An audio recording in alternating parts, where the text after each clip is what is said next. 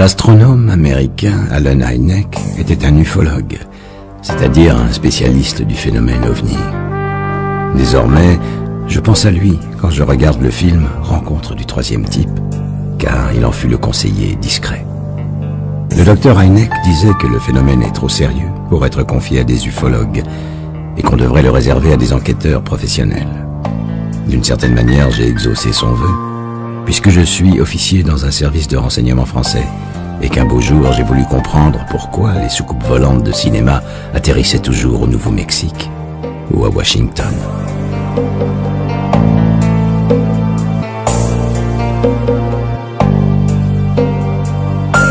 Cette curiosité a fini par me conduire à la bibliothèque du Congrès de Washington, où toute l'histoire est résumée dans un rapport officiel. Il a été rédigé en 1976 à la demande du Congrès, et il s'appelle tout simplement « L'énigme des ovnis ». C'est Richard Hall, une légende de l'ufologie mondiale, qui m'a fait découvrir ce dossier, où l'on parle beaucoup de Allen Hynek, dont Richard a conservé toutes les archives. J'ai surtout découvert que les ufologues scientifiques ne sont pas des illuminés qui croient tous aux ovnis. Au contraire, ils se répartissent en 4 tendances, qui eurent 4 leaders historiques. L'astronome Allen Hynek est le plus attachant d'entre eux, car après avoir travaillé 20 ans au service de l'US Air Force pour une mission qui consistait à nier l'existence des ovnis, il a fini par avoir un doute et rejoindre le camp du commandant Keyhoe. L'ingénieur aéronautique Donald Keyhoe était persuadé que les ovnis étaient une réalité sur notre Terre, et il a passé une grande partie de sa vie à dénoncer le complot de l'US Air Force à ce sujet. L'astronome Carl Sagan avait une position paradoxale. Il admettait l'existence des civilisations extraterrestres, mais il refusait l'idée qu'elles puissent nous rendre visite à bord de leurs ovnis. Quant à l'astronome Donald Menzel, il a passé sa vie à démontrer que les ovnis n'étaient qu'illusions, fantasmes ou canulars.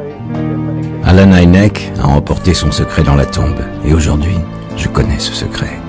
Mais pour le comprendre, il faut regarder l'histoire des ovnis à travers le regard du bon docteur Hynek.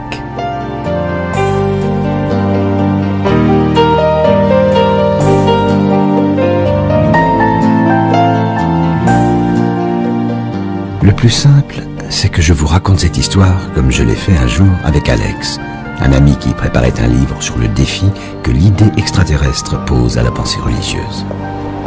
Nous devions échanger des informations, et j'ai commencé par lui raconter mon pèlerinage au Nouveau-Mexique, la patrie des soucoupes volantes, qui regroupe tous les noms légendaires dans un triangle magique. Alamogordo, la ville qui a vécu de White Sands, le centre spatial où on a fabriqué les premières fusées américaines. Corona, le lieu exact où s'est écrasé le fameux ovni de Roswell. Socorro, lieu légendaire d'une rencontre du troisième type. Et au cœur de ce triangle, comme par hasard, mais je devais découvrir que ce n'était pas un hasard, Trinity Site, où explosa la première bombe atomique de l'humanité.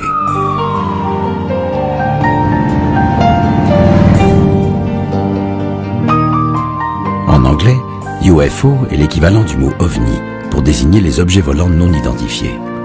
Par Wendy Connors à Albuquerque, j'ai vite appris qu'on disait ufologie pour l'étude du phénomène et ufologue pour parler des spécialistes. On m'avait recommandé de rencontrer Wendy car c'est une excellente historienne de l'ufologie. Autrement dit, la spécialiste capable de répondre à la question « Où et quand sont apparues les premières soucoupes volantes ?» Était-ce dans le monde réel ou dans le cinéma? À ma grande surprise, j'ai découvert que tout commence durant la Seconde Guerre mondiale, au-dessus de Holoman et Los Alamos, 2 bases militaires du Nouveau-Mexique où on prépare la bombe atomique dans le plus grand secret. Le physicien Enrico Fermi travaille alors à la bombe. À cette époque, un vrai scientifique admet déjà la probabilité statistique d'autres civilisations dans l'univers. Comme Holoman et Los Alamos sont régulièrement survolés par des engins bizarres, Enrico Fermi s'exclame mystérieusement « Mais où sont-ils » Il veut dire par là, puisqu'ils existent, où se cachent-ils dans la galaxie? Le fameux paradoxe de Fermi vient de naître. À la fin de la guerre, les pilotes démobilisés confirment ces engins bizarres, des boules lumineuses qui les poursuivaient pendant les combats et qu'ils ont surnommés Foo Fighters. L'armée de l'air américaine soupçonne une arme secrète de la Luftwaffe et elle interroge les savants allemands qu'elle a capturés et ramenés en Amérique au cours du programme Paperclip. Mais les Allemands avouent qu'ils n'ont jamais réussi à fabriquer les soucoupes volantes qu'ils ont imaginées. Les services de renseignement de l'US Air Force sont alors basés à Wright Field, dans l'Ohio, sous les ordres du colonel McCoy. Et McCoy ne sait pas comment il doit aborder le problème.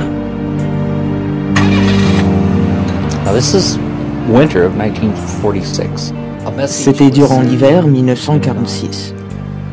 Le Pentagone a envoyé un message à Wright Field décrivant l'observation d'un aviateur haut gradé. Nous n'en savons pas plus. Quelques jours plus tard, le colonel Klingerman, le General Howard McCoy, directeur des services des renseignements T2, le colonel Miles Cole, ont fait ce qu'on leur a ordonné de faire. Ils ont commencé à enquêter sur cet étrange disque. La chose a filtré et les gens ont commencé à chuchoter, même dans les services des renseignements T2, à propos de ce fameux projet Soucoupe. Le projet Soucoupe a commencé à se développer lentement. Mais tout d'un coup, l'affaire Kenneth Arnold prend des proportions nationales, fait le tour du monde et tout le monde s'excite. Grâce à Wendy, j'ai appris que le nom de soucoupe volante fut inventé par la presse en 1947 à la suite du témoignage d'un pilote civil. De retour d'un vol dans l'État de Washington, Kenneth Arnold a raconté qu'il avait vu 9 disques argentés filant à grande vitesse et la presse s'est emparée de cette image amusante, lui faisant faire le tour du monde. Un des ingénieurs à Wright Field était un homme au nom d'Alfred Lodding. C'était un visionnaire, un génie de la conception aéronautique, qui allait devenir l'un des membres de l'équipe du projet Sign. En fin de compte, c'est lui qui a lancé le projet Sign, qui ne devait survenir qu'après l'affaire Kenneth Arnold. The Sign investigation has to be assumed to be the most pure. Il faut considérer le projet Sign comme l'enquête la plus sérieuse qui ait jamais eu lieu concernant le phénomène OVNI. Plus tard, l'Air Force sera condamnée pour son attitude envers les OVNI. Nous oublions que l'armée ne fait que ce qu'on lui dit de faire. L'armée ne détermine pas sa ligne de conduite. Sa ligne de conduite lui est dictée par le pouvoir politique du gouvernement américain. Mais le gouvernement avait peur. Il n'avait pas de réponse. Et le peuple américain exigeait une réponse. Quand on n'a pas de réponse, qu'est-ce qu'on fait? On fait du spectacle. Et c'est exactement ce qu'a été l'enquête officielle suivante au sujet des OVNI. Ça a été un spectacle portant le nom de projet Grudge.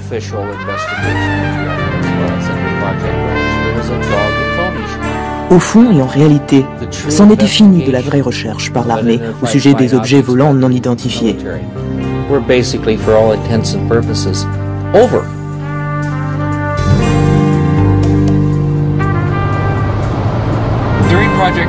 À l'époque du projet Sign, une des personnes impliquées dans ce projet était un certain colonel Arthur J. Hemstreet. Et le colonel Hemstreet a dit qu'on avait envoyé Alfred Lodding à Roswell dès qu'on a su qu'un objet avait atterri. Et qu'on lui avait donné l'ordre de ne rien dire de ce qui se passait à Roswell, même pas au général commandant le service de renseignement T2.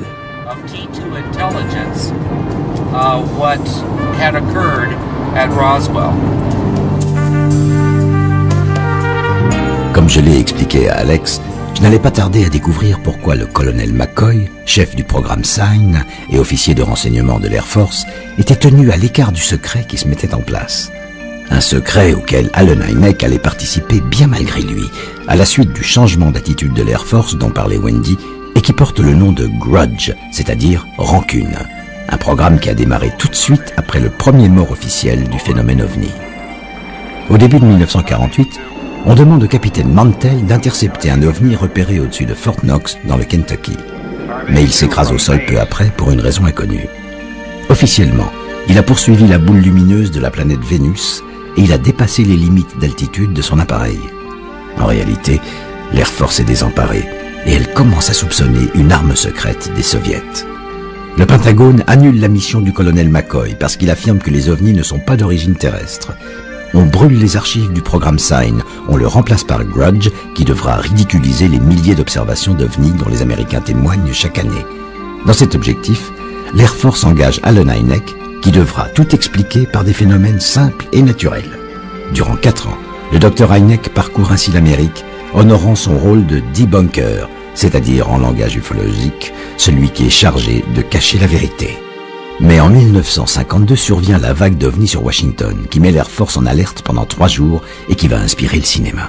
L'armée de l'air parle d'un phénomène naturel qui a trompé les radars et réaffirme que les ovnis n'existent pas, même s'il existe un pourcentage de cas inexplicables. With respect to this remaining percentage, and that is that it does not contain any pattern of purpose or of consistency that we can relate with to any conceivable threat to the United States. Puis, l'armée de l'air crée Blue Book, un programme qui a pour mission d'éduquer le peuple américain, c'est-à-dire lui apprendre à ne plus voir des ovnis partout. En réalité, un officier supérieur et 2 secrétaires vont se contenter d'enregistrer les témoignages, tandis que Allen Hynek devra ridiculiser les plus absurdes d'entre eux. Une douzaine d'années s'écoulent, mais les ovnis sont toujours là. Devant les moyens ridicules de Blue Book, l'opinion commence à soupçonner le gouvernement de cacher une étude à un autre niveau. Historiquement, il est vrai que les ovnis ont été classés au plus haut niveau de secret d'État, encore supérieur à celui qui a protégé la fabrication de la bombe atomique. Allen Hynek lui-même commence à avoir des doutes et il suggère la création d'une commission d'enquête scientifique qui devra analyser le rôle exact de Blue Book. Au grand désespoir de l'Air Force, la commission, qui comprend notamment Carl Sagan, suggère qu'il vaudrait mieux analyser sérieusement les archives de Blue Book au lieu de les mépriser. Le problème, c'est que les universités américaines refusent d'analyser ce sujet ridicule. Il faudra 2 ans et 500 000 $ pour que l'Air Force passe un accord avec l'Université du Colorado.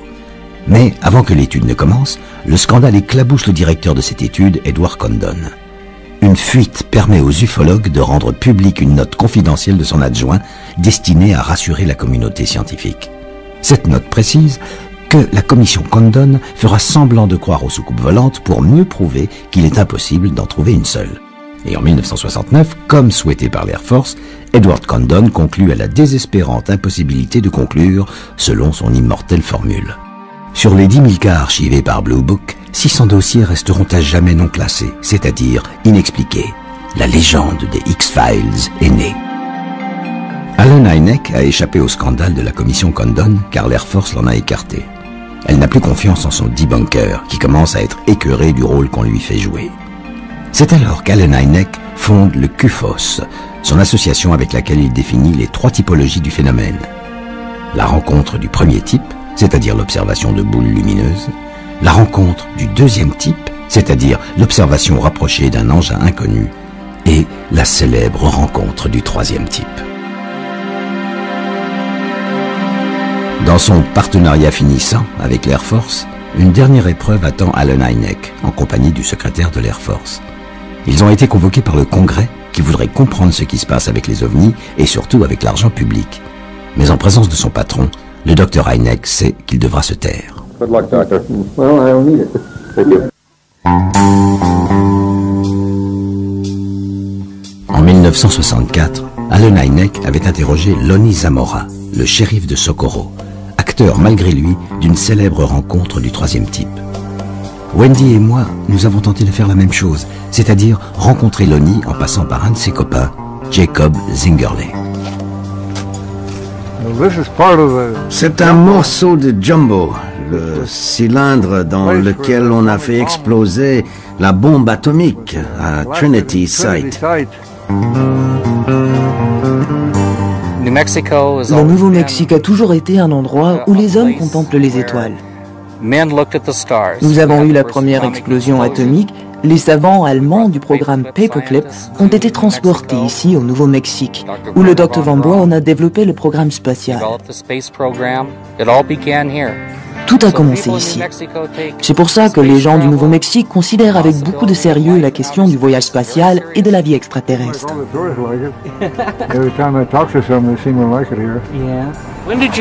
Quand est-ce que vous avez appris le crash de la soucoupe volante à Roswell? 2 ans plus tard, je crois que c'était une soucoupe volante, mais ils ont fait une sorte d'opération de camouflage. Le gouvernement a fait en sorte que personne ne sache rien. Je pense qu'il y a des voyages spatiaux entre les planètes. Il doit y avoir d'autres planètes comme la Terre dans l'univers, c'est certain. En fait, les gens qui vivent sur Terre ne viennent peut-être même pas d'ici, mais d'une autre planète. On les a balancés ici comme on balance un chat ou un chien dont on veut se débarrasser et qu'on abandonne quelque part. Je pense que ça s'est passé comme ça sur la Terre.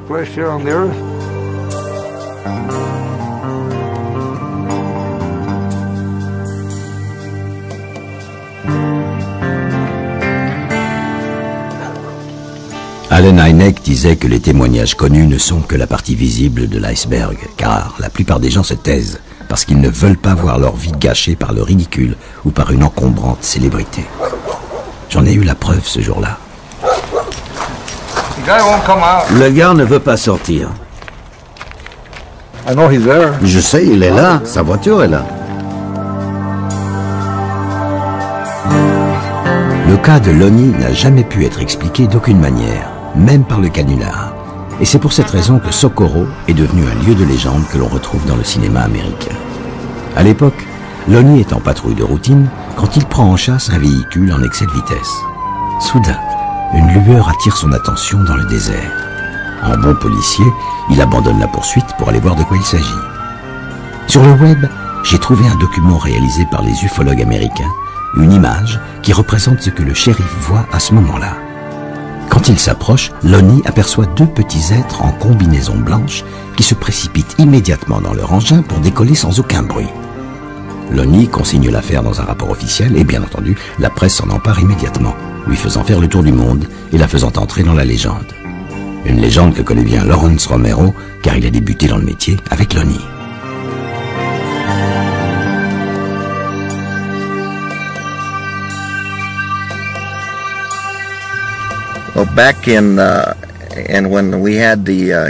Quand on a eu cette observation d'OVNI ici à Socorro, j'étais un jeune officier de police de 20 ans et je venais juste d'être engagé.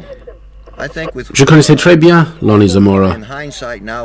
Avec du recul, quand on regarde ce qu'il a vécu, le traumatisme qui en a découlé, l'humiliation et tout ça, je pense qu'il regrette toute cette affaire.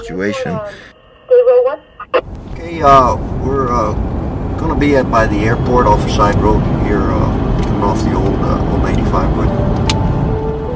I know Lonnie. Je connais Lonnie et je pense qu'on peut lui faire confiance, mais ça a très probablement détruit sa carrière.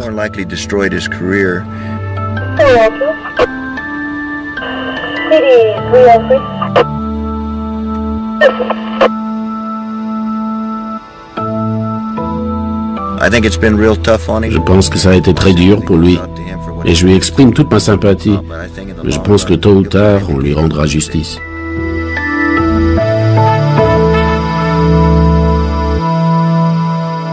Ce qui est troublant, c'est qu'il est arrivé exactement la même chose et à la même époque dans le sud de la France, en Provence. Le témoin est un producteur de lavande qui s'appelle Maurice Mas. Maurice est au travail dans son champ quand il voit une chose bizarre se poser dans ses lavandes. Il s'approche, identifiant une voiture populaire de l'époque qu'il va aller décrire aux gendarmes. Les gendarmes retranscrivent son témoignage dans un dessin officiel avec un ovni qui ressemble étrangement à celui de Socorro.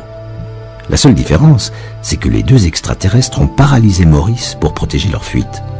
On ne saura jamais s'il a été paralysé de terreur par un hélicoptère de la base militaire toute proche qui existait déjà à cette époque. Cependant, Valence seul n'est pas devenu sans raison l'autre cas légendaire de rencontre du 3e type. Il y a encore autre chose de très intriguant dans le cas de Maurice Mas et que l'on ne peut comprendre qu'en allant sur place. Il ne s'agit pas de rencontrer Maurice. Aujourd'hui, tout comme Lonnie, il ne veut plus parler. Il préfère oublier cette histoire et sa mauvaise célébrité. 2 choses qui lui ont gâché la tranquillité et la douceur de vivre dans la capitale mondiale de la lavande. Mais on peut toujours en parler avec l'adjoint au maire, Maurice Chassepoul. Ça a eu une retombée exceptionnelle, ça a fait du bruit, comme on dit. Mais c'est vrai que depuis, systématiquement, les gens viennent, demandent, s'informent. Des années après, mais les gens s'informent. Mais où, est-ce qu'on peut voir le lieu où la soucoupe s'est posée? Est-ce qu'il est vrai que l'herbe depuis n'a plus repoussé? Bon, elle est restée quelques temps de repousser, c'est vrai, mais depuis elle a quand même repoussé. On a des gens du monde entier qui continuent à venir. Alors au moment où la soucoupe s'est posée, où cet ovni, cet objet volant non identifié s'est posé, alors là ça a été... Mais personne, même Maurice Mas en avait assez. Il est parti d'ailleurs. Et au bout de quelques jours, on l'a plus vu. C'est vraiment quelque chose d'exceptionnel.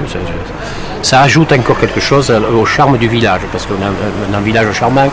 On n'a jamais fait de publicité particulière pour la soucoupe volante, mais on en parle quand même. Avec Maurice, nous sommes les quelques personnes qui de Valençol ont vu le soir même les traces sur le terrain. Et bien entendu, on s'est posé la question toute simple, qu'est-ce qui a bien pu se poser?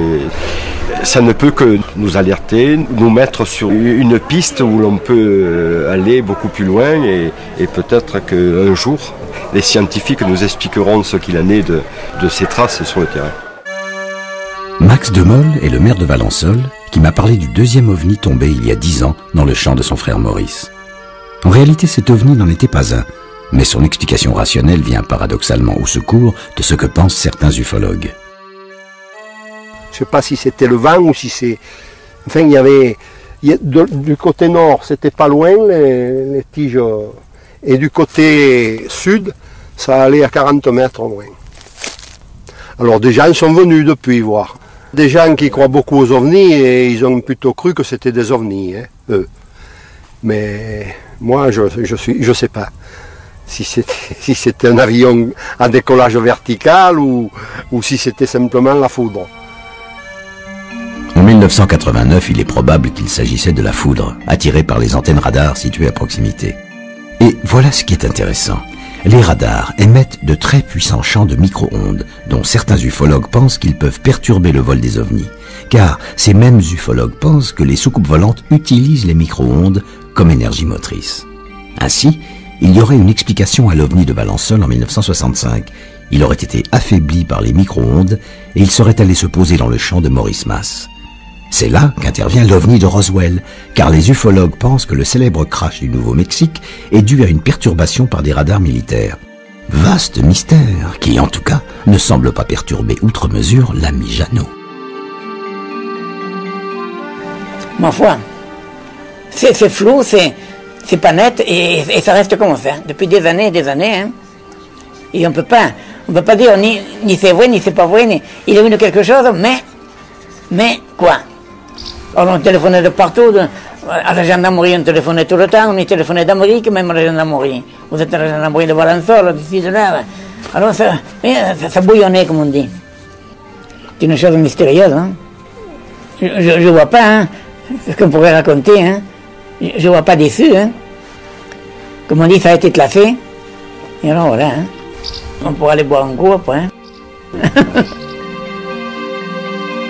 Alex écoutait mon histoire, qui en arrivait aux années 1970, c'est-à-dire au moment où Allen Hynek va travailler au scénario du film Rencontre du troisième type.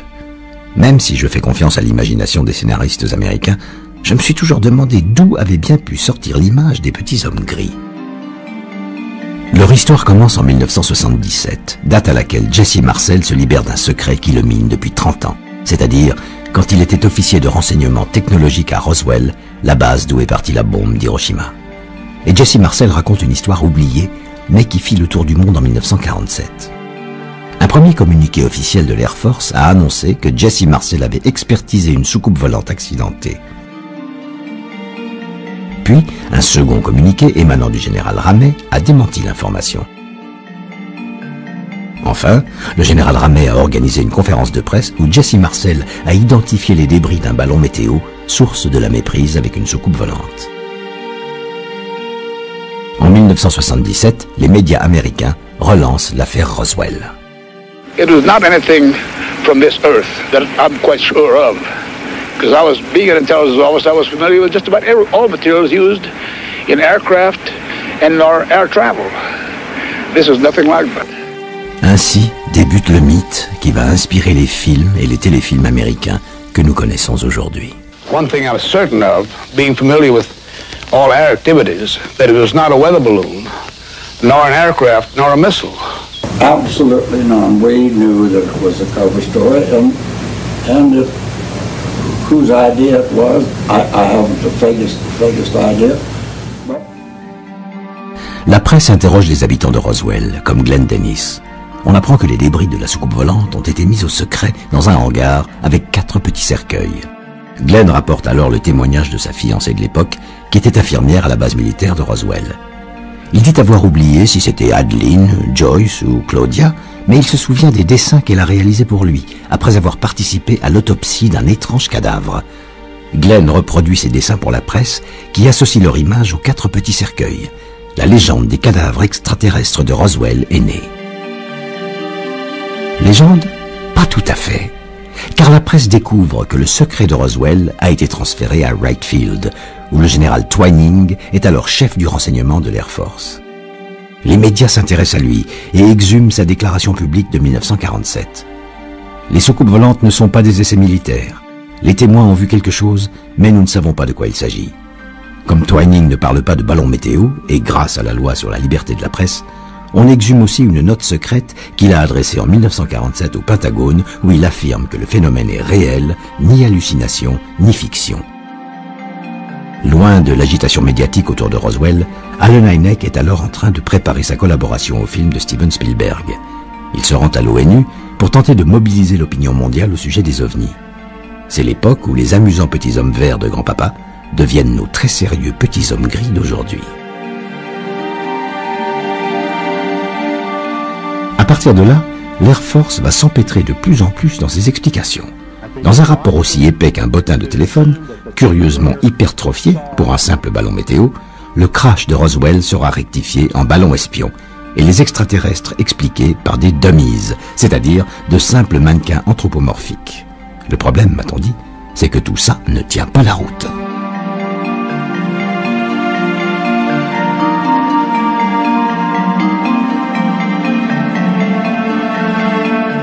Et j'ai vraiment envie de croire Wayne Madsen, un ancien de l'US Air Force, quand il démonte tranquillement ses versions de l'affaire Roswell.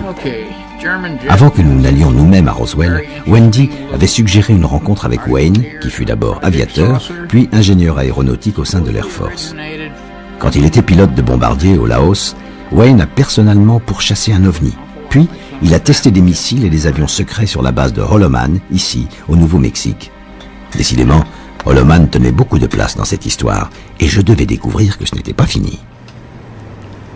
Vous me demandez si le US Air Force, pas nécessairement l'Air Force, mais aussi le gouvernement américain, camoufle les informations à propos des ovnis. Ma réponse est oui. J'ai découvert que l'engin qui est censé s'être écrasé à Roswell n'avait pas la forme d'une soucoupe volante, mais plutôt la forme d'un boomerang. Il y a eu des tas de rumeurs qui ont circulé. C'était un ballon espion, mogul, c'était un ballon météo. On a même cherché à savoir si ce n'était pas une fusée V2 qui aurait volé jusque-là avec une paire de singes dans le nez. Puis ils ont dit, d'accord, les extraterrestres supposés avoir été vus à Roswell n'étaient que des dummies, des mannequins anthropomorphiques. Malheureusement, ils ont fait une petite erreur parce que les dummies n'ont pas été utilisés à Holloman avant le 1er mai 1953 et l'affaire de Roswell date de 1947. Aussi, ça fait une petite différence là. Est-ce que je crois personnellement aux ovnis? Oui, je crois qu'il n'y a pas de fumée sans feu. Aujourd'hui, nous continuons à dire que la vitesse de la lumière est une limite infranchissable. Des scientifiques ont découvert une onde de gravité qui se déplace à 310 fois la vitesse de la lumière. Si elle voyage à cette vitesse-là, les vastes distances entre nous et les systèmes solaires les plus proches ne sont plus aussi vastes que ça. Je crois qu'il y a quelque chose derrière tout ça. Maintenant, est-ce que ce sont des engins de notre planète, des engins de notre dimension, des engins pilotés par un groupe secret d'aviateurs de US Air Force? Je n'ai pas la réponse, mais j'aimerais bien le savoir. But I sure would like to know.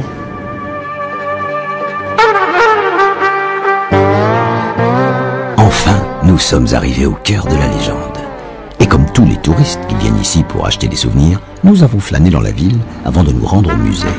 J'avoue que je me demandais si j'allais vraiment voir un morceau de soucoupe volante. De ce point de vue, j'ai été un peu déçu. Mais la rencontre avec le fondateur du musée fut néanmoins très étonnante. En 1947, Walter Haut était porte-parole de la base de Roswell et depuis longtemps, Wendy voulait lui arracher son secret.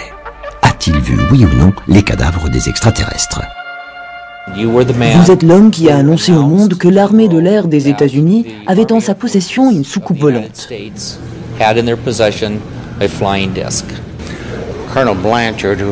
Le colonel Blanchard, qui était le commandant de la base à cette époque, m'a fait venir dans son bureau et m'a dit « J'ai des informations à vous donner et je veux que vous en fassiez un communiqué de presse. » La seule chose dont j'étais sûr était le fait que nous avions en notre possession une soucoupe volante et que nous l'avions finalement expédiée au degré hiérarchique supérieur. En tant que citoyen américain, qu'est-ce que vous pensez de ce camouflage de l'affaire Roswell? Je pense qu'une opération de camouflage a été conçue de manière à ce qu'on pense que c'était un ballon mogol ou un autre genre de ballon. Mais mon sentiment personnel est que c'était quelque chose qui venait de l'espace. Et puis, nous sommes allés visiter la base de Roswell, qui est aujourd'hui un aéroport civil. Une bonne nouvelle, car je voulais survoler Corona, l'endroit où la soucoupe volante s'est écrasée, pas très loin d'un ranch. Mais auparavant, nous avions rendez-vous avec Dennis Balthazar, un collègue de Wendy, historien de l'affaire Roswell. Tous les trois, nous nous sommes retrouvés dans le fameux hangar 84, l'asile du mystère qui conservera à jamais le secret des débris et des cercueils qui furent entreposés là, sous bonne garde, en 1947. This is not something that should be laughed at. Ce n'est pas quelque chose dont on puisse se moquer. Il n'y a pas de quoi rire, parce que des vies humaines ont été menacées. J'en ai fait moi-même l'expérience en 1997. Un homme dans l'Oklahoma avait un morceau des débris, alors j'ai pris rendez-vous pour le rencontrer.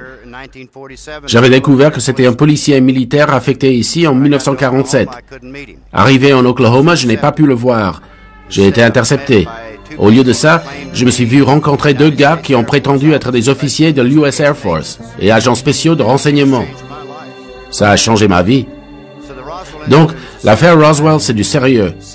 Il s'est passé quelque chose à Roswell. Et on essaie encore de le cacher aujourd'hui. Il y a eu trop de témoins impliqués dans cette affaire. Plusieurs centaines ont été questionnés à ce propos. Et beaucoup d'entre eux ont été menacés de mort. Et c'était sûrement pas à cause d'un ballon météo ou d'un mannequin anthropomorphique. Quand votre vie est menacée, ça devient sérieux. Aux États-Unis, nous avons la loi sur la liberté de l'information qui permet aux particuliers d'interroger les agences gouvernementales. Mais elle a ses défauts.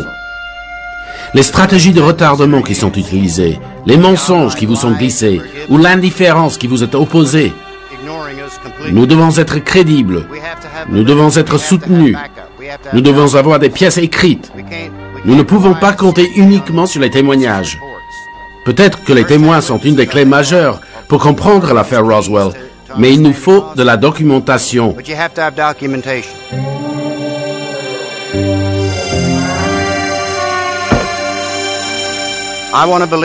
Je veux croire. Je ne suis pas suffisamment égoïste pour penser que je suis la seule chose dans tout l'univers. J'espère bien que non. Est-ce qu'une soucoupe volante s'est écrasée ici, dans ce désert du Nouveau-Mexique, il y a une 50aine d'années? Qui peut le savoir?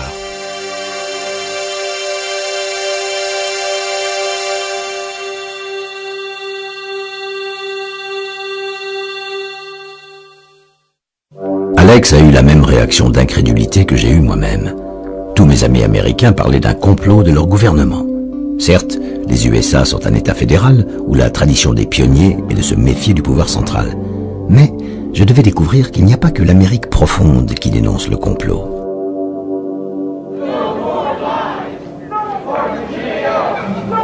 En 1990, le Congrès s'intéresse à nouveau à la manière dont l'Air Force traite le problème OVNI.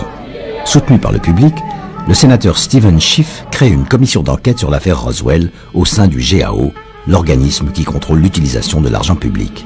Mais l'Air Force prétend que les archives ont disparu. Get the complete runaround by the Defense Department to be referred to an agency that's supposed to have the documents and they don't have the documents is something I've just never experienced before. Et alors que le sénateur n'a pas terminé son enquête, l'Air Force publie un nouveau rapport portant la mention « Affaire classée », une provocation. I think the Department of Defense is acting like there's a cover-up, even if in fact there is no cover-up. Et puis, en 1995, c'est le scandale de l'autopsie de Roswell. Un scandale parce qu'on a dit que ce film était une escroquerie. Mais personne n'a prouvé l'escroquerie. On a simplement cru sur parole d'honnêtes citoyens qui ont miraculeusement retrouvé un autre film qui montrait la fabrication du mannequin.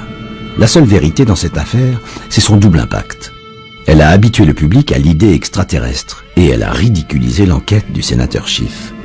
Dans le contre-espionnage, on appelle ça information, désinformation. Stephen Schiff mourra 3 ans plus tard, à 51 ans, sans avoir percé le secret de Roswell. Mais un autre sénateur a voulu savoir si les extraterrestres de Roswell avaient été entreposés à Wright Field en 1947. Quand il était président de la commission du renseignement, Barry Goldwater a interrogé le général Ramey, l'organisateur de la mise en scène du ballon météo.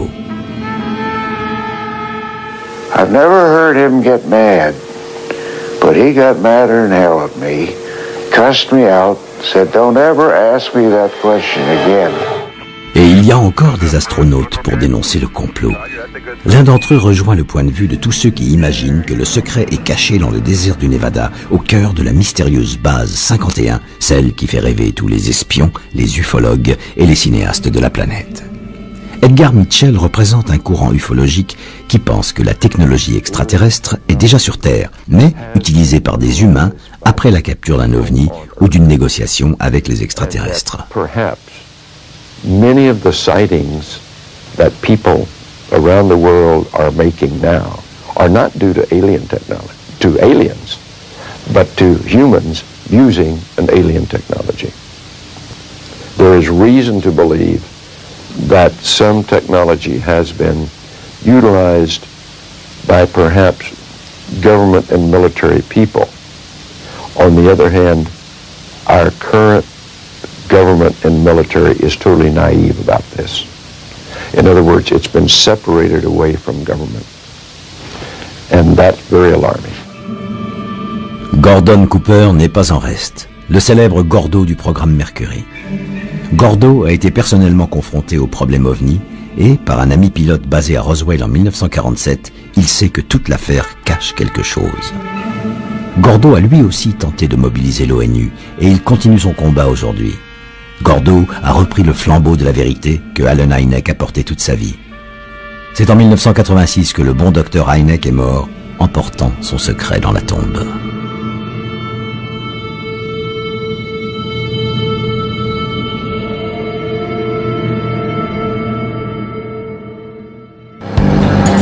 Ce secret, je ne devais le comprendre qu'après avoir rendu visite à celle qui fut la meilleure amie et la plus fidèle collaboratrice de Allen Hynek. Comme c'était également une amie de Wendy, c'est Wendy elle-même qui m'a emmené dans le Colorado pour rencontrer Jenny Zeidman et son mari Gordon. Ce fut une rencontre très émouvante et c'est la raison pour laquelle je n'ai pas immédiatement réalisé l'importance d'une information que Jenny a glissée au milieu de ses souvenirs tandis qu'elle bavardait avec Wendy. Mais il est vrai que pour comprendre le secret d'Allen Hynek, il me restait encore beaucoup de chemin à parcourir.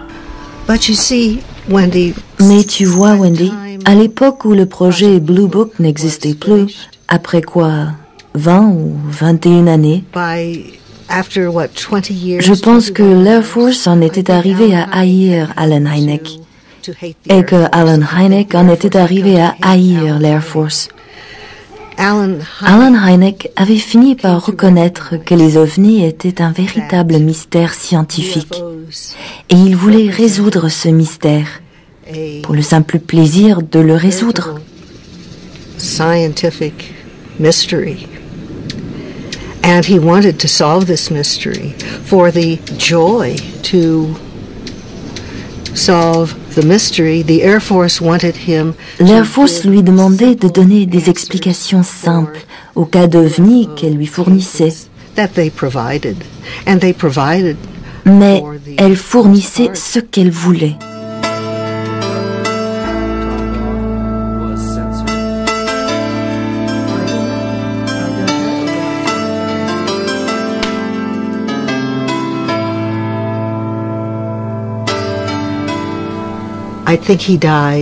Je pense qu'il est mort satisfait de savoir qu'on se souviendrait pour toujours du travail qu'il a accompli avec l'Air Force, mais aussi de lui en tant qu'inventeur de l'expression « rencontre rapprochée du troisième type ». Il était heureux d'avoir fait commencer les gens à réfléchir, et je pense qu'il est mort avec cette satisfaction. Il savait qu'on se souviendrait de lui. Mais en même temps, il pensait qu'il aurait pu faire beaucoup plus.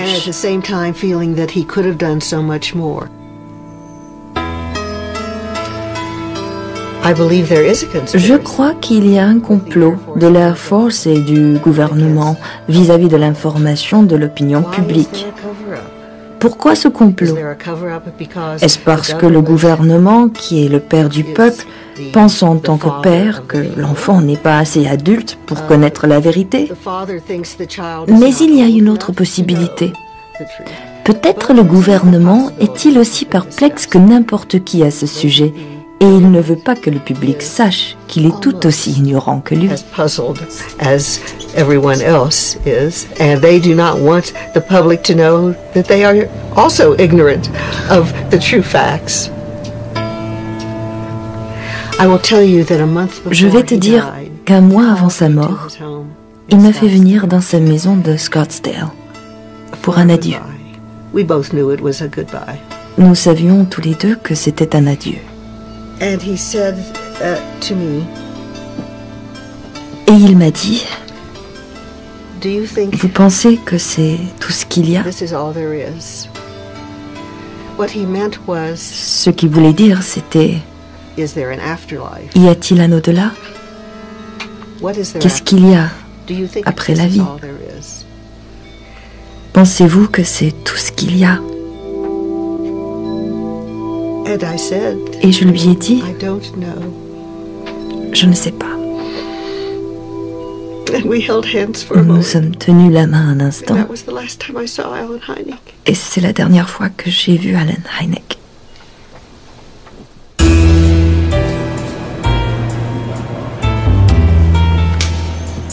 Et c'est ainsi que je me suis retrouvé à Washington pour discuter avec Richard Hall, sans Wendy, mais grâce à la chaîne d'amitié qu'elle avait organisée.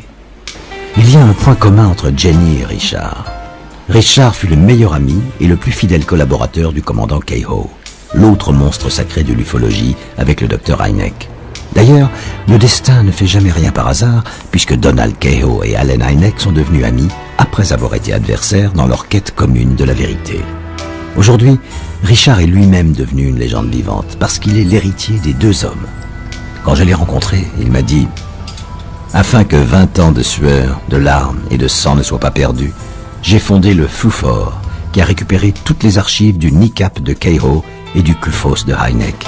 Et un jour, nous finirons bien par savoir la vérité. »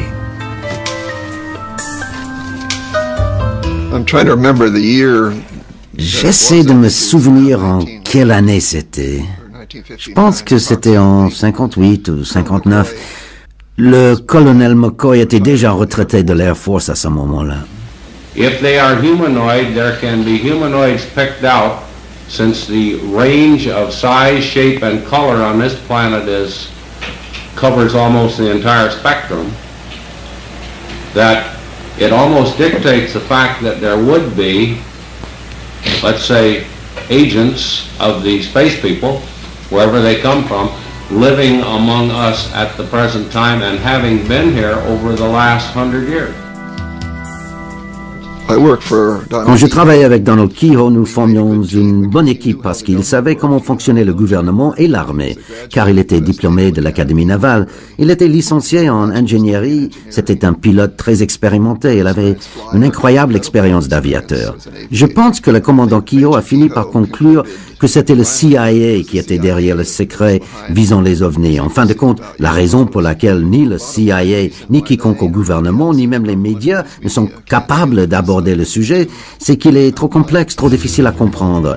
Les implications sont tellement vastes qu'il est beaucoup plus facile de dire « bon, c'est pas vrai ». Je pense que la vérité sur Roswell finira par être connue, mais j'aimerais préciser que cela n'a aucune importance. Mais admettons qu'on se soit trompé et qu'il s'agisse d'un test secret de notre part. Ça n'explique toujours pas les 50 dernières années d'observation d'OVNI. Ça n'explique rien du tout. On a des engins qui volent dans tous les sens, qui laissent toutes sortes de traces physiques et qui ont la même forme partout dans le monde. Alors, qu'est-ce que c'est?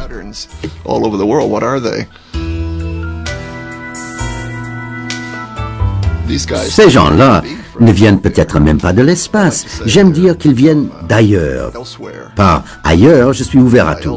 Depuis les univers parallèles jusqu'aux voyageurs spatio-temporels, quoique sur le plan philosophique, j'ai quelques réticences envers le voyage dans le temps. Ils pourraient être des humains venus du futur ou quelque chose comme ça, je ne sais pas. Et je n'ai vraiment pas envie de spéculer sur ce genre de choses, mais je pense qu'il y a eu des rencontres face à face, les yeux dans les yeux, avec des êtres venus d'ailleurs, et qui ne sont pas d'une culture classique ou identifiée sur Terre. C'est comme ça que je pourrais exprimer la chose. On ne sait pas, tout simplement. C'est une des grandes questions qui sont aujourd'hui sans réponse. Il faut en même temps une bonne dose de patience et un grand sens de l'humour parce que les ovnis ne m'ont absolument pas rendu riche. Mais je garde bon espoir, surtout à cause de ma dernière publication qui est plutôt énorme en fait. Elle fait autour de 800 pages entre le texte, les dessins et les photos. J'aimerais dire à la nouvelle génération et même aux gens plus âgés, étudiez l'histoire sérieuse des ovnis parce que si vous pensez qu'il n'y a pas de preuves, une grande surprise vous attend parce qu'il y a une énorme accumulation de preuves. Allen Hynek appelait même ça une embarras de richesse. C'était l'une de ses expressions. Il y a une sorte de déconnexion entre toutes ces preuves et la connaissance que les gens en ont. Et nous travaillons dur à rétablir cette connexion.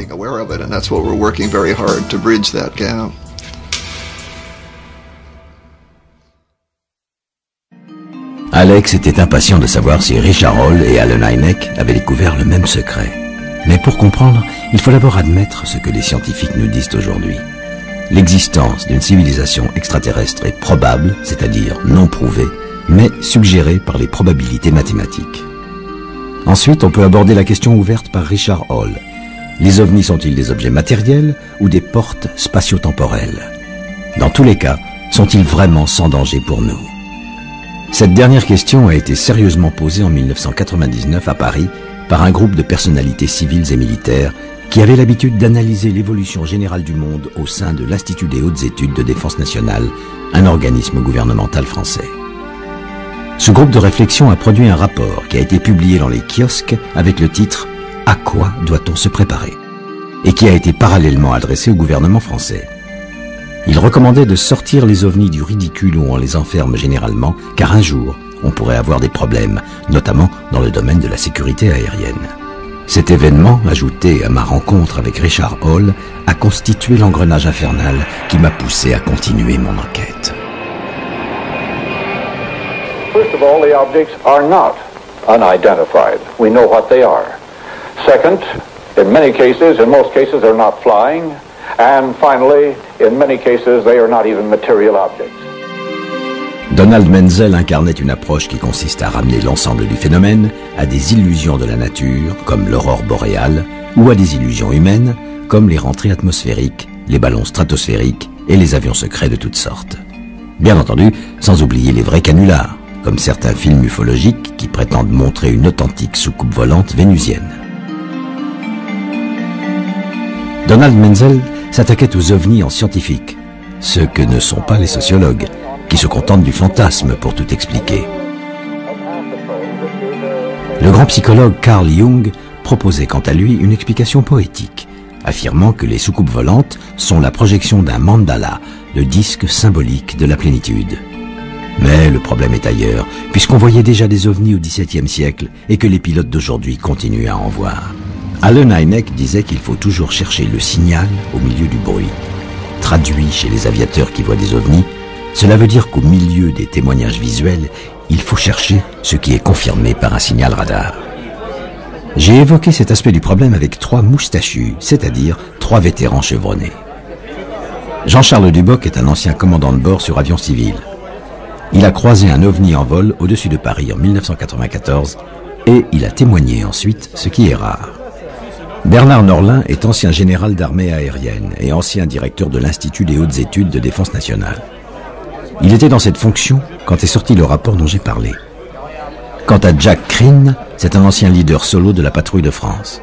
Comme Jean-Charles, il a vu un ovni, mais c'était il y a longtemps.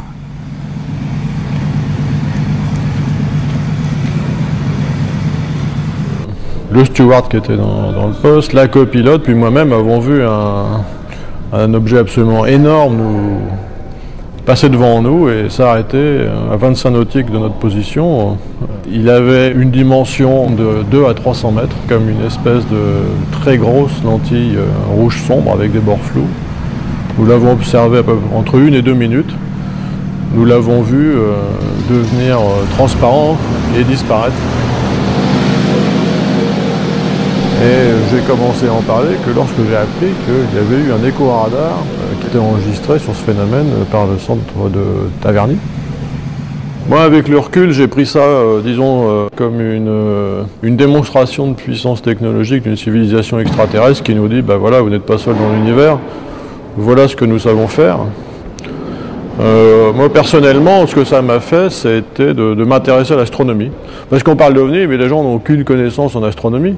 Je pense qu'il y a une ouverture sur l'univers qui est en train de se faire et que c'est très important d'enseigner l'astronomie à des jeunes.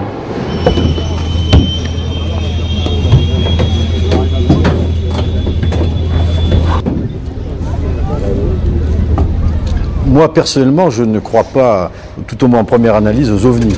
D'abord, en tant que pilote de chasse, moi, j'ai jamais été témoin de phénomènes un peu bizarres. En revanche, je connais de nombreux pilotes, de mes camarades, de pilotes de chasse. Il y a de nombreux témoignages de telles observations. J'ai été pendant 2 ans commandant de la défense aérienne, donc en charge de la surveillance de l'ensemble de l'espace aérien français. Il n'y a eu qu'un seul cas, vraiment, où il y a eu de nombreux témoignages très concordants sur un phénomène qui était inexpliqué. Et en fait, on a réussi à l'expliquer. C'était la rentrée dans l'atmosphère d'un morceau de satellite russe à l'époque. À partir du moment où il y a effectivement des phénomènes qu'on n'a pas expliqués de façon rationnelle là, dans l'immédiat, je pense qu'il faut qu'on s'y intéresse. C'est la raison pour laquelle, quand il y a un groupe d'anciens auditeurs de l'IHEDN, donc l'Institut des hautes études de défense nationale, qui sont venus me trouver pour voir s'ils pouvaient constituer un groupe de réflexion et de travail là-dessus. Bien sûr, j'ai dit oui parce que c'est quelque chose qui nous intéresse. Je vous rappelle que l'Institut des hautes études de défense nationale travaille sur les questions de défense et de sécurité avec des auditeurs civils et militaires en même temps. Peut-être que derrière, il y avait des problèmes au niveau de la défense et de la sécurité. Donc j'étais tout à fait d'accord pour qu'ils constituent ce groupe et qu'ils travaillent. Maintenant que derrière ça, je vous dis, ça pose pas d'autres questions en creusant, bon, mais un complot mondial, je crois pas du tout. Je pense pas qu'il y ait eu un phénomène de secret mondial, vous voyez, pour étouffer ce genre d'affaires.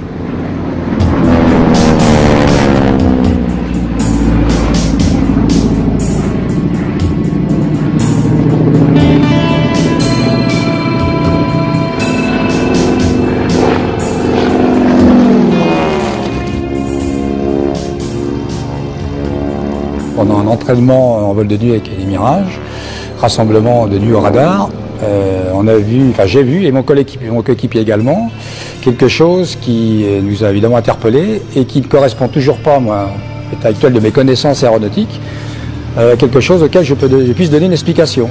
Je dirais un objet lumineux qui se déplaçait alternativement entre le chasseur et la cible. Je voyais ça un peu comme un fuselage d'avion de ligne avec des hublots, un peu des lumières, une grande lumière intérieure, et à chaque fois qu'on se dirigeait sur lui, ça partait, je disais, mais vitesse de l'éclair, quoi. Hein. Et hop, ça revenait, boum, et comme quelque chose qui observe, qui vient nous voir, etc. Donc ça s'est passé 4 fois. D'ailleurs, on s'est interrogé longtemps. Et à l'époque, c'est vrai que on n'en parlait pas trop parce que c'était des coups, je dirais, à passer en conseil médical, avoir une... Alors, comme dans nos visites médicales, il y a le côté physique et le côté psychologique. Bon, l'ambiance à l'époque, c'était plutôt de garder ça sous le coude, parce qu'on aurait pu passer pour un délicieux farfelu, quoi. J'ai un tas de collègues qui me disent « Attends, mais moi aussi j'en ai vu. » Je dis « Pourquoi tu parles pas ?» Je vais pas passer pour un délicieux farfelu. C'est pas des choses qu'on puisse raconter tous les jours, puisqu'il y a des gens, ça peut briser leur carrière, ça peut déclencher des attitudes de moquerie ou de, je dirais, de dévalorisation, quoi. Je crois qu'il y a une évolution importante au niveau, je dirais, des grands chercheurs.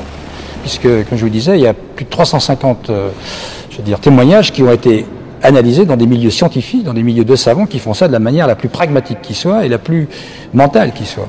Donc maintenant, on peut commencer à en parler. Alors le problème, c'est la manière dont on s'en empare. On va en faire encore une chose magique, extraordinaire, on va dire des étoiles, ou on va peut-être évoluer vers quelque chose de plus très intéressant.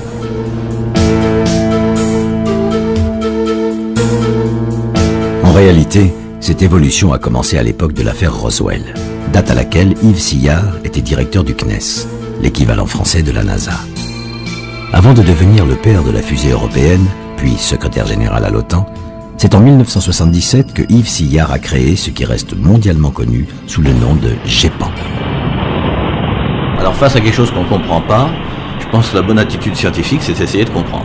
Et donc, on a créé le groupe d'études des phénomènes aérospatiaux non identifiés, le GEPAN, avec la mission d'analyser sérieusement les témoignages sur le plan psychologique, physique, sur tous les aspects, de façon à essayer de comprendre est-ce que ça se passait dans la tête des gens, ou autrement, de quoi s'agissait-il.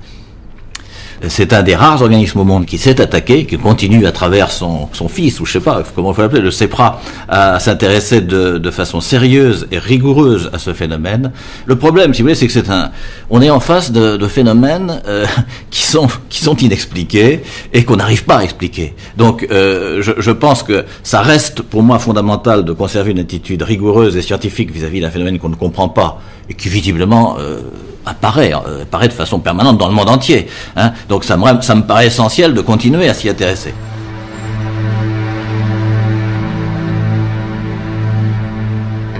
Le GEPAN a muté en 1988 pour devenir le CEPRA, dont le directeur actuel est Jean-Jacques Velasco. Jean-Jacques est ainsi l'héritier de deux pionniers, Yves Sillard, dont il a hérité les archives du GEPAN, et Allen Hynek, son modèle, dont il a hérité la méthode. Le docteur Hynek disait que le témoignage humain est la seule preuve en matière d'OVNI, mais aussi en matière de justice criminelle. Donc, dans les deux cas, il faut la même rigueur, mais aussi le même respect vis-à-vis du témoignage. En France, une procédure administrative prévoit que le CEPRA reçoive une copie des témoignages officiels en matière d'OVNI. Sa principale source d'information est la gendarmerie, parce que ce corps de police est de nature militaire et qu'il est donc très présent sur l'ensemble du territoire, avec un caractère généraliste en termes de contrôle et de sécurité. J'ai eu la chance de suivre une enquête déclenchée par un témoignage dans la région de Toulouse. Jean-Jacques commence toujours par une analyse de l'environnement social du témoin, afin d'écarter les déclarations fantaisistes qui lui feraient perdre son temps. On est surpris par le fait que ces phénomènes présentent justement des caractéristiques de points lumineux qui sont observés dans le ciel. Cette personne vous semble saine d'esprit, elle n'est pas connue pour avoir un esprit blagueur, ni du point de vue de... pas connue non plus pour abus de boissons. Ensuite, Jean-Jacques étudie l'environnement physique de l'observation, c'est-à-dire qu'il recherche tout événement inhabituel qui aurait pu être provoqué par la nature ou par les hommes. Puisque l'observation de Toulouse se situait dans le ciel, la première chose à faire était de se rendre au contrôle aérien civil le plus proche. Quand on pense contrôle aérien, on pense tout de suite au radar qui voit tout, mais c'est une idée fausse. Un radar civil ne voit que les avions qui veulent bien se faire voir, c'est-à-dire la totalité des avions commerciaux. Ils sont équipés d'un appareil appelé transpondeur qui envoie un signal à la tour de contrôle. Cependant, la tour de contrôle dispose d'un autre radar, du même type que celui utilisé par la surveillance militaire. C'est un radar dit primaire qui voit tout, donc qui voit trop de choses. Et c'est la raison pour laquelle le contrôle civil ne l'utilise jamais. C'est simplement une mémoire, une sorte de boîte noire que l'on consulte quand il y a une enquête. C'était le cas ce jour-là. Et une surprise attendait Jean-Jacques.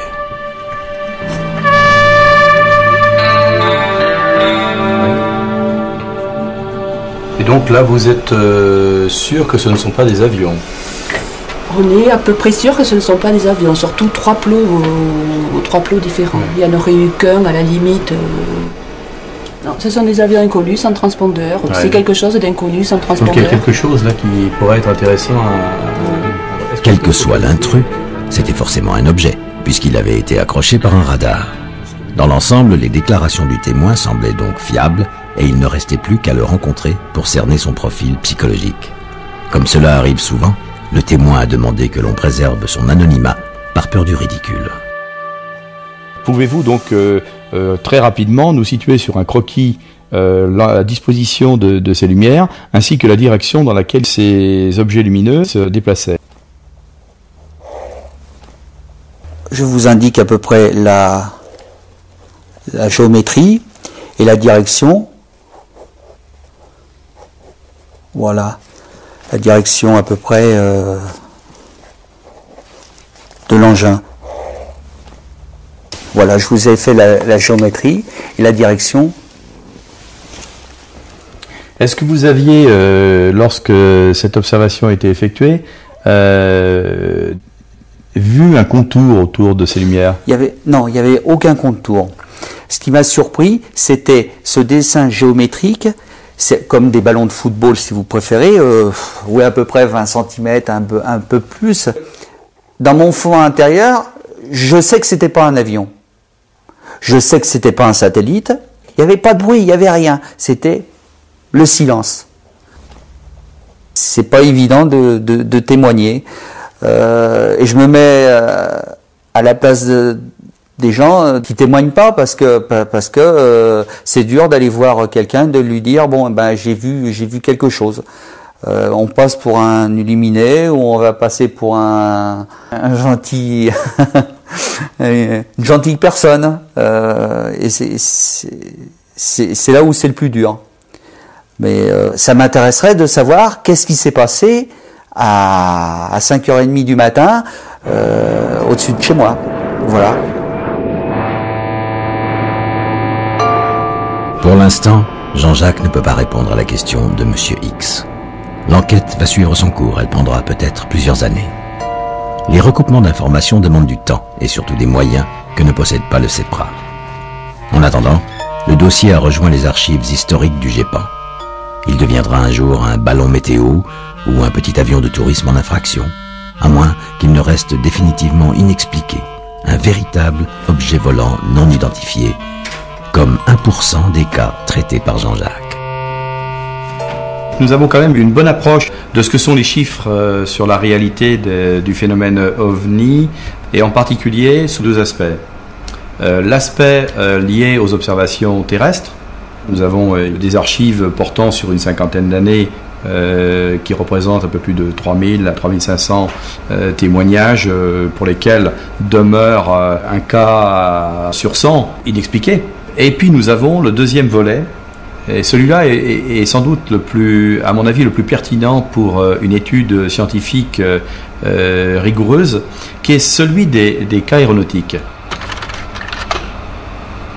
Et si nous reprenons l'étude qui a été menée en France par Dominique Weinstein à partir des données recueillies sur des données officielles, rapport Blue Book et données françaises et internationales, on peut constater que sur les 1200 cas d'observation aéronautique rapportés depuis 1942, nous pouvons dire qu'il y a 200 cas dont nous sommes sûrs qu'ils ont fait l'objet de mesures par des instruments que sont les radars. Soit les radars du sol vers le ciel, soit des radars à bord des avions. Et donc, ce que l'on peut analyser de l'ensemble de ces 200 cas, c'est qu'il y a une répartition à l'échelle de la planète. Depuis la fin de la dernière guerre mondiale, il a été extrêmement difficile pour des scientifiques de s'attaquer à ce sujet des ovnis, car ce sujet est entouré d'une espèce de tabou.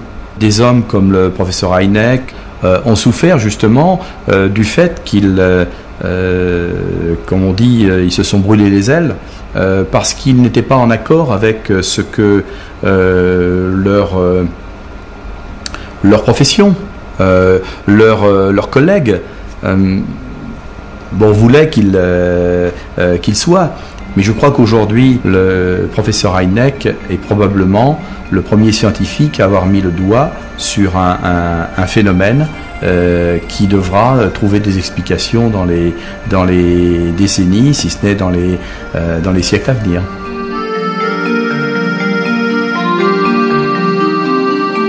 Allen Hynek avait des doutes. Donald Menzel avait des certitudes. Ce qui est amusant, c'est qu'un troisième astronome a réussi à défendre une position exactement intermédiaire. Il s'agit de Carl Sagan, mondialement connu pour être l'un des pères du SETI, ce programme scientifique de la NASA qui recherche l'intelligence extraterrestre dans les étoiles. It doesn't say that I think extraterrestrial life is impossible. Quite the contrary. I think that many of the stars in the sky have planetary systems. We know enough now about the origin of life to make it appear likely that life arises naturally on the vast bulk of these planets. It's possible, but by no means certain, that life on many of these planets evolves into beings which are as advanced as we, or more advanced. Carl Sagan incarnait une approche assez paradoxale, qui admet l'existence potentielle d'une civilisation extraterrestre, mais qui refuse l'idée qu'elle nous visite à bord de ces ovnis. Toute l'argumentation repose sur la notion du voyage. En référence aux lois physiques que nous connaissons aujourd'hui, cela consiste à dire « Il faut des centaines de milliers d'années pour voyager à travers la galaxie. Donc, il est impossible que les engins spatiaux viennent faire un petit tour chez nous, puis repartent tranquillement chez eux. » Mais au moment où nous pensons à coloniser Mars, c'est oublier un peu vite qu'il a fallu une toute petite vie de terrien, 66 ans, entre le moment où un homme a fait un bond sur la Lune et celui où un autre homme a fait un bond sur la Terre avec la première machine volante de l'histoire. C'est encore oublier qu'entre le rêve de science-fiction d'Arthur C. Clarke et la matérialisation de ce rêve fabuleux, il ne s'est même pas écoulé 20 ans. Ce que l'homme imagine un jour, il le fait tôt ou tard dans la réalité. Alors, pourquoi refuser l'idée que d'autres, quelque part dans l'univers, font exactement la même chose que nous, ou l'ont peut-être fait bien avant nous? Si nous imaginons depuis longtemps des soucoupes volantes, terriennes ou extraterrestres, c'est qu'elles viendront tôt ou tard. Pour les terriennes, c'est déjà en route. Pour les extraterrestres, qui peut prédire l'avenir? Sinon la science-fiction.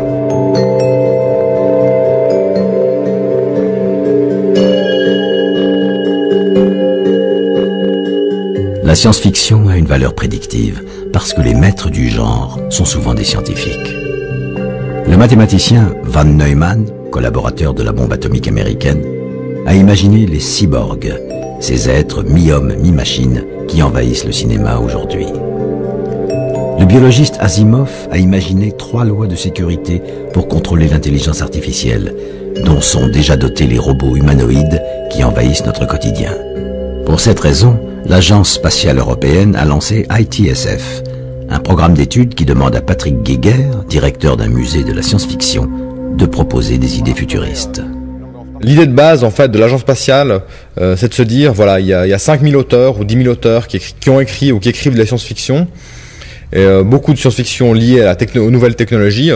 Par exemple, voilà, Jules Verne a, entre guillemets, inventé le sous-marin. Est-ce qu'il n'y a pas un auteur de science-fiction qui aurait inventé quelque chose qu'on pourrait maintenant mettre en avant et développer?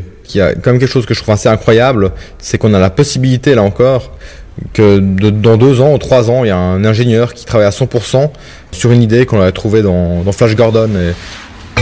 Alors Flash Gordon a marqué les Américains parce qu'avant tout, donc c'était une des premières bandes dessinées quotidiennes de science-fiction qui a véhiculé tous les mythes. Et moi, je suis vraiment persuadé que le rôle principal de la science-fiction ces dernières années, c'est d'avoir permis, entre autres, la conquête spatiale, parce que toutes les personnes qui ont travaillé dans le domaine spatial entre les années 40 et maintenant sont des gens qui ont lu les Chroniques martiennes de Bradbury.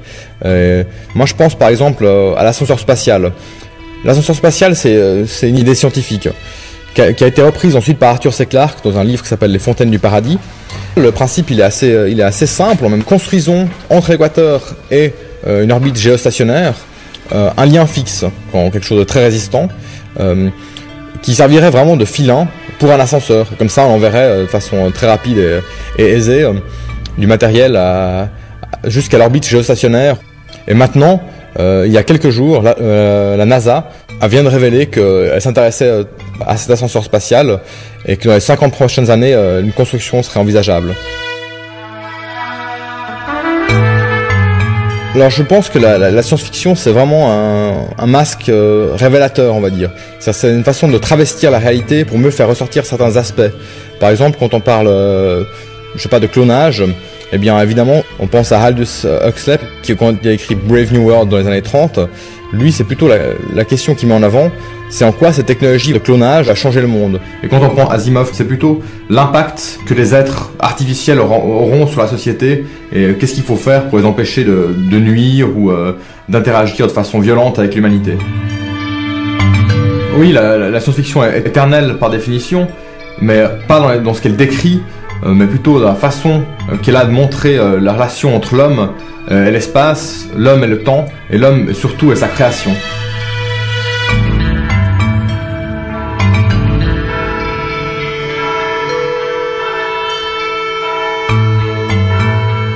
Quand j'étais jeune, les maîtres de la science-fiction m'ont fait rêver avec des fusées à moteur ionique qui partaient pour de lointains voyages intersidéraux.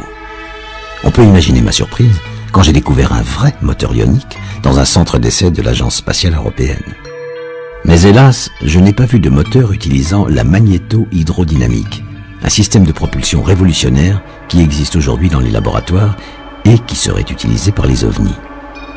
C'était top secret ou on l'étudiait ailleurs. En tout cas, David Raitt, le responsable du programme ITSF, m'a bien confirmé que la fiction d'aujourd'hui, c'est la réalité de demain. Et quoique je ne sois pas très avide de science-fiction, même si j'apprécie ce genre de film, j'ai eu cette idée parce que la littérature et la bande dessinée de science-fiction sont pleines d'idées de technologie spatiale. Et donc il devait y avoir un moyen de savoir si ces idées étaient réalisables avec la technologie actuelle ou avec la technologie qui sera disponible demain matin. Quand le programme sera terminé, c'est-à-dire dans 1 mois ou 2, nous aurons une liste de ces idées que les ingénieurs et les scientifiques de l'Agence spatiale européenne pourront alors évaluer, simplement pour voir si elles sont faisables ou non, avec les technologies qu'on a sous la main. Dans notre programme, une idée qui a été évoquée est celle de l'ascenseur spatial, un moyen économique pour aller dans l'espace. C'est un Russe qui en a parlé pour la première fois aux environs de 1895. On y est revenu en 1960 et puis encore en 1975 avec une nouvelle de Arthur C. Clarke qui aborde ce concept. Et aujourd'hui, quelques 25 années plus tard, la NASA vient de publier un rapport sur le même concept, en concluant que dans 50 ans d'ici, la technologie pourra transformer cette idée d'ascenseur spatial en une application concrète qui enverra les gens dans l'espace de manière très rapide et économique. Donc, nous avons ce besoin d'explorer, en particulier cette voûte céleste piquetée de lumière que nous voyons tous les soirs quand nous regardons dehors. Il fait noir, nous voyons ces lumières, nous avons besoin d'y aller voir, nous voulons visiter ce genre de choses, parce qu'elles sont là et que nous sommes curieux. Quant à ce qui concerne la principale motivation pour la conquête spatiale, d'évidence, il y en a plusieurs, je pense. Le tourisme sera évidemment l'une de ces motivations, mais bien sûr, l'exploration sera une autre. Nous voulons voir comment se présente la vie sur la plus lointaine planète. Nous voulons savoir si la vie existe là-bas. Pourquoi notre planète, la Terre, serait-elle la seule planète de l'univers où on pourrait finalement trouver de la vie? Je ne crois pas que cela soit possible. Donc, l'exploration sera certainement l'une des motivations. Tourisme, exploration, il y en a certainement d'autres. Mais ces deux-là, au moins, sont les principales. Science-fiction ou pas, il devenait clair que la durée du voyage intersidéral était le cœur du problème, à partir du moment où on admet l'hypothèse scientifique de la civilisation extraterrestre. C'est à cet instant que j'ai abordé avec Alex l'échange d'informations dont je parlais, car il y a une manière radicale de régler le problème du voyage. The Air Force itself has officially admitted that flying saucers exist. This statement appears in Project Saucer Case number 75. Not only that, the the Air Force has officially analyzed the motives of possible visitors from space. Here is a direct quotation from the official report. Such a civilization might observe that on Earth we now have atomic bombs in our fast-developing rockets.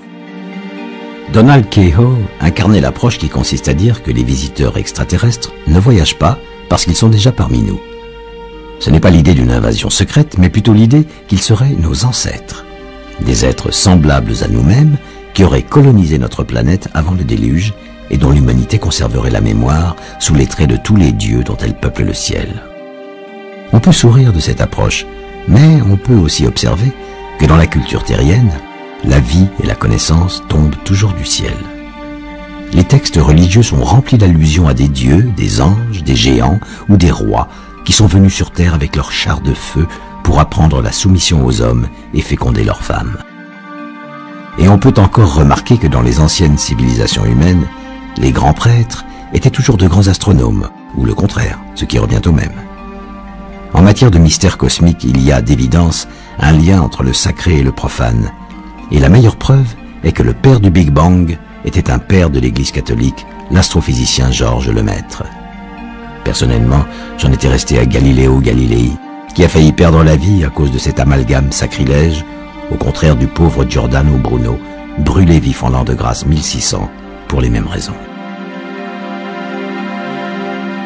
Nos ancêtres les extraterrestres est la version moderne de l'hérésie qui choque autant les rationalistes que les croyants religieux. Mais comme me l'a expliqué l'écrivain Gildas Bourdet, elle a le mérite de rappeler que les grands mythes fondateurs de l'humanité sont toujours un mélange de réalité et d'imaginaire. Le père Corrado Balducci est un témoin tout à fait remarquable qui s'est prononcé sur les ovnis de manière positive. Je l'ai vu moi-même à une conférence sur les ovnis en Italie, à Saint-Marin, l'année dernière. Et là, sur cet entretien, il dit, bien sûr qu'il y a des extraterrestres et un bon chrétien doit s'en réjouir car c'est à la gloire de Dieu. Il faut savoir qu'il est spécialiste de démonologie au Vatican. C'est un théologien spécialiste de démonologie. Donc les démons, il sait qu'est-ce que c'est. Or, je l'ai vu par sa conférence expliquer qu'il ne faut pas avoir peur de ces extraterrestres, qu'il faut s'habituer à cette idée qu'il y a des extraterrestres. Il y a toute l'histoire des mythes les plus anciens et des textes fondateurs des religions qui donnent à penser que ce sont des extraterrestres qui ont fondé les grandes religions et beaucoup de mythes également. Alors la question qu'on peut se poser à partir de là, c'est non seulement sur les intentions des extraterrestres, mais sur leur présence dans l'histoire humaine. C'est un aspect que beaucoup d'auteurs ont étudié, et peut-être le point le plus délicat, mais qu'il faut sans doute aborder, c'est l'idée qu'il y a pu y avoir des manipulations génétiques qui ont aidé en quelque sorte à la naissance de l'humanité. Donc toute l'histoire humaine et maintenant le dossier OVNI contemporain nous amène à poser la question, sont-ils encore parmi nous? Eh bien moi je crois que oui, qu'il y a des extraterrestres qui sont là, qui sont parmi nous, et qui se cachent encore, mais qui commencent à se montrer un peu. Donc peut-être que dans les années qui viennent, nous allons en savoir plus, je le crois aussi, sur cette présence des extraterrestres.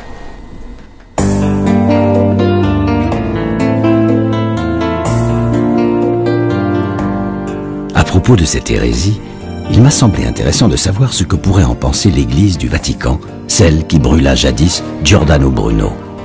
Je suis donc allé à Castel Gandolfo, dans la banlieue de Rome, bien connue pour abriter la résidence d'été du pape. Alex y avait organisé une rencontre avec l'un des auteurs de son ouvrage collectif, l'astronome George Coyne, qui travaillait sur le thème « En quoi l'idée extraterrestre est-elle un défi pour la pensée religieuse ?» L'entretien a eu lieu dans le palais d'été, car c'est le siège historique de l'Observatoire du Vatican. Membre de l'Académie des sciences pontificales, Monseigneur George Coyne en est le directeur.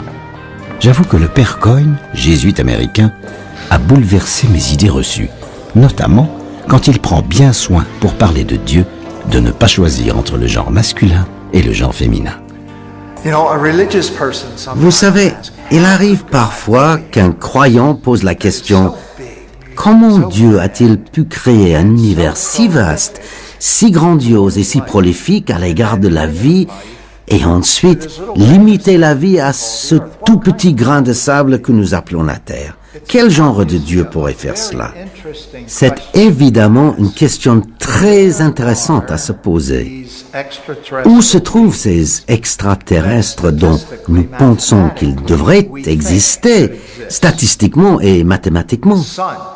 Le Soleil est une étoile parmi 100 milliards d'étoiles dans la Voie lactée, notre galaxie.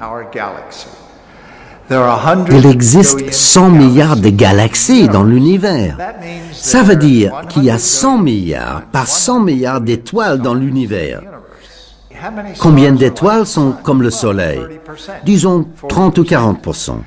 Combien de ces étoiles ont-elles des planètes tout autour? Pas 0%, mais disons 2%. Et de ces 2%, un demi-pourcent aura une planète comme la Terre. Et encore un autre demi-pourcent de ces planètes possédera une atmosphère qui sera développée comme celle de la Terre. Bref, prenons le pari qu'il existe une vie extraterrestre et que je rencontre cette vie extraterrestre en tant que croyant chrétien. Et alors je demande à cet être, croyez-vous en Dieu? Oh oui. Avez-vous commis le péché originel? Mais oui. Maintenant, je lui pose la question, comment avez-vous été sauvé? Et c'est alors qu'il me dit ceci, Dieu nous a envoyé son seul fils pour nous sauver. Et alors là, j'ai un vrai problème. Dieu a envoyé son seul fils pour sauver ces gens qui habitent, disons, sur une planète autour de l'étoile Aquila. Mais il a également envoyé son fils pour nous sauver. Cela est-il possible? Je ne peux pas l'exclure. D'un côté, je trouve ça difficile à croire parce que c'est un défi lancé à ma foi, mais d'un autre côté, c'est un défi salutaire qui devrait aider ma foi à grandir au lieu de l'enfermer. Dieu est bien plus grand que ce que nous pourrons jamais imaginer quant à ce que il ou elle peut bien être. Comme tous les astronomes, le père Coyne acceptait donc l'idée de la civilisation extraterrestre. Restait le problème des ovnis. S'ils étaient un moyen de transport de cette civilisation, ils se déplaçaient d'une manière inimaginable. Seul un spécialiste des trous noirs cosmiques, comme l'astronome Jacques Paul, pouvait me faire concevoir l'inconcevable. Le trou noir symbolise un peu tout ce qui est noir dans l'univers, ça veut dire tout ce qu'on ne sait pas. Et les grandes avancées de la science dans le domaine de l'astrophysique, de l'univers en ce moment sont justement de découvrir l'étendue des choses noires. Cette exploration de plus en plus va prendre le bon sens en défaut et on va donner de la substance à ce qui était des visions, des rêves de science-fiction. Par exemple, le trou noir autorise des raccourcis dans l'univers. Donc, d'une certaine manière, autorise, entre guillemets, des voyages plus rapides que la lumière. Du moins, autorise à la possibilité de suivre des raccourcis qui font qu'on ira apparemment plus vite que la lumière. À la mesure où il tord l'espace et le temps, qui ne font d'ailleurs plus qu'un, eh bien, il autorise aussi des raccourcis dans le temps. Et pourquoi pas des plongées dans le passé ou dans le futur. Donc, les trous noirs seraient des moyens de communication non seulement à l'intérieur de notre univers, mais pourquoi pas avec d'autres univers. Alors, ces univers sont-ils parallèles? Ça, c'est une autre histoire, je ne sais pas, mais vous savez, il y a tellement de choses qu'on ne sait pas. C'est une possibilité pour comprendre qu'il y a peut-être d'autres moyens de se déplacer dans l'espace et dans le temps. Maintenant, l'utiliser, c'est une autre paire de manches. Mais bon, voilà. Les grandes agences spatiales ont pour but maintenant de chercher dans l'environnement du Soleil, c'est-à-dire dans la très très proche banlieue galactique, de chercher des planètes qui ressemblent à la Terre. J'imagine mal que l'humanité, découvrant l'existence de planètes habitables, n'aille pas y faire un tour. Hein. Ce ne sera pas des voyages plus difficiles à faire que ceux des colons qui ont pris le Mayflower sans espoir de retour. Là, c'est pareil. À ce moment-là, ils sont instantanément devenus des extraterrestres. Ce seront les humains qui seront à ce moment-là des ovnis des autres. On n'est pas très loin des univers parallèles et du saut dans l'hyperespace. Hein. On n'est pas très loin de Star Trek. Maintenant, ce qui sera sans doute le futur n'aura rien à voir. Ce sera encore sans doute plus fabuleux. Et que quand les gens regarderont Star Trek dans 2 siècles, ils trouveront que c'est affreusement ringard. Et que ce qui se passe à ce moment-là sera infiniment plus amusant. Décidément, les astronomes sont des magiciens. Et une dernière surprise m'attendait au bout de ce voyage. À savoir qu'une civilisation extraterrestre est peut-être déjà très proche de nous, s'amusant à nous faire voir des ovnis parce que nous avons besoin de merveilleux et pour nous habituer doucement à sa présence. Let's see what are some that have not been explained and which have possible scientific pay dirt in them. And I think those I would recommend that they be looked at quite closely. Not with the general idea of using them to prove that we are being visited, because I don't think they will. However, a scientist has to keep open-minded on it, and an investigation, a scientific one, without fanfare, a quiet look at the data, I think is in order. Toute sa vie, Allen Hynek a tenté d'ouvrir l'esprit de ses contemporains vis-à-vis des idées qui choquent le bon sens. Hier, ce qui choquait, c'était que la Terre fut ronde. Aujourd'hui, ce sont les mondes parallèles. À l'époque de rencontre du 3e type, Allen Hynek et Jacques Vallée avaient créé le Collège Invisible, un petit groupe de scientifiques qui voulait aborder la face obscure du phénomène ovni. Jacques Vallée était l'autre conseiller de Steven Spielberg, caché derrière le personnage joué par François Truffaut. Le Collège Invisible travaillait sur l'idée qu'une force puissante a influencé l'humanité dans le passé et qu'elle continue à l'influencer aujourd'hui. Les ovnis seraient donc une projection de notre inconscient, mais une projection contrôlée par une force d'origine inconnue venue du plus profond de nous-mêmes ou venue du plus profond de l'espace. Aujourd'hui, Jacques préfère se taire, car il est difficile d'expliquer que cette force est peut-être une sorte de mémoire cosmique, gravée au cœur de tout ce qui vit dans l'univers, c'est-à-dire gravée au cœur des atomes universels. Dans ces conditions, le phénomène ovni serait une projection visuelle de cette mémoire enfouie, mais une projection intemporelle comme l'univers, qui nous montre à la fois notre passé et notre futur. Au moment où nous allons envahir le système solaire, la seule question est de savoir si cette mémoire nous revient toute seule ou si quelqu'un nous aide à retrouver la mémoire. Moi, j'ai peut-être trouvé la réponse dans ce que m'a raconté l'astronome Jean-Claude Ribes. Le paradoxe de Fermi, en gros, c'est de dire où sont-ils? Mais où sont-ils?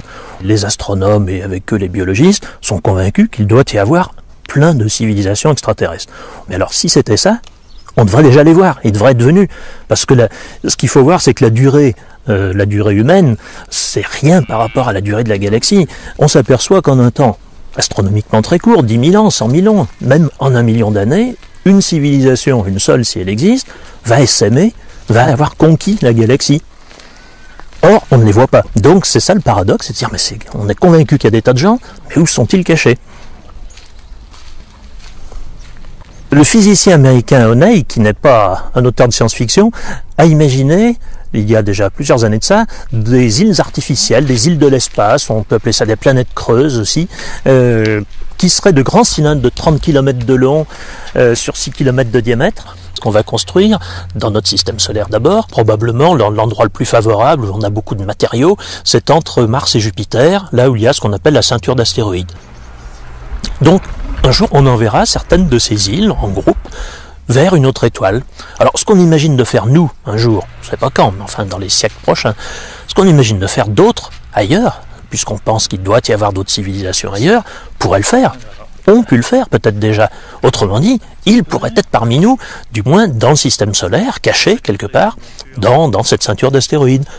Alors, s'ils étaient par là, cachés, s'ils n'avaient pas pris contact avec nous, on pourrait imaginer de les détecter, et la question n'est pas du tout stupide, puisque l'un de mes collègues, Dr Papagiannis, il y a 15 ans de ça à peu près, avait lancé un programme de recherche avec un satellite infrarouge pour rechercher justement ce qu'on appelait à l'époque les sphères de Dyson.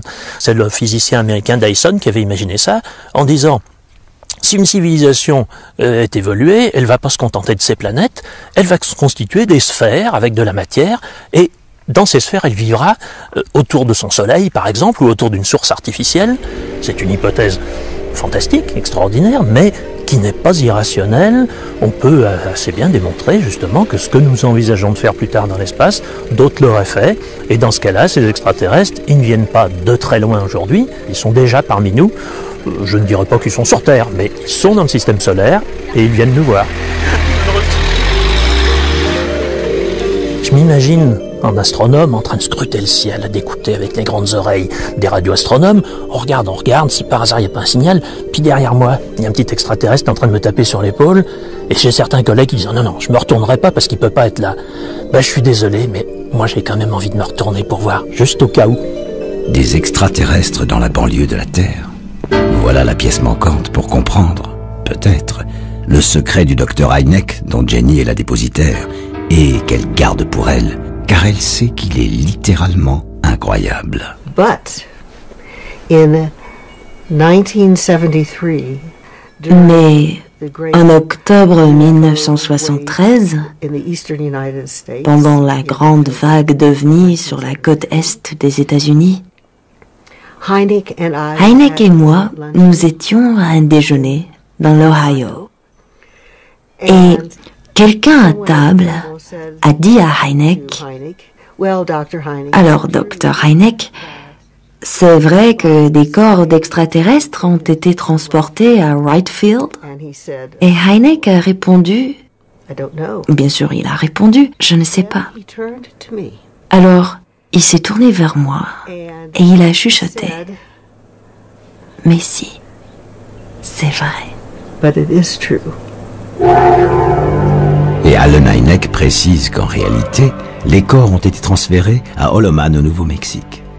Stupéfaite, Jenny lui pose alors discrètement 2 questions sur un bout de papier. Jenny a conservé ce papier avec ces 2 questions. Quand l'affaire Holloman a-t-elle eu lieu? Qui vous a fait cette confidence? Et les 2 réponses du docteur Hynek. 1962. L'Air Force. Et on n'en a jamais reparlé. Plus jamais, pour mon plus grand regret. Jenny Zeidman a partagé le combat d'Allen Hynek pendant plus de 30 ans. Et on ne peut pas imaginer que le docteur Hynek se soit moqué d'elle avec une simple plaisanterie. Il n'y a donc qu'une seule alternative. Soit on s'est servi de lui pour qu'il répande une fausse vérité, soit on lui a dit la vraie vérité, en sachant que personne ne le croirait s'il venait à la révéler. C'est peut-être ça, le secret américain. Un jeu subtil, où l'information se mêle à la désinformation, pour nous préparer doucement à l'inéluctable vérité au moment où nous allons coloniser le système solaire. Souvenez-vous, c'était la prédiction d'Arthur C. Clarke dans 2001, l'Odyssée de l'espace. Nous sommes en 2001. Et désormais, j'ai du mal à dormir.